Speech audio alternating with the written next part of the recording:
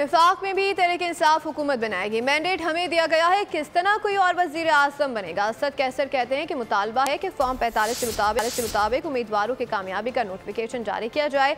साबिक कमिश्नर के दावों की अदालत से इंक्वायरी करवाई जाए। खुसूसी नशिस्तों के लिए अदालत जाएंगे। वफाकी हुकूमत खैबर पख्तूनख्वा के हुकूक अदा नहीं कर रही। हमें क्या कोई और बनेगा, ये कैसे होगा? हम जंग लड़ेंगे, अवाम में भी जाएंगे और अदालतों में भी जाएंगे। हमें स्पेशल सीट भी मिल रही है, उसमें भी हम अदालत में जाएंगे इंशाअल्लाह। वफाक में भी पाकिस्तान तरीके साथ हुकूमत बनाएगी।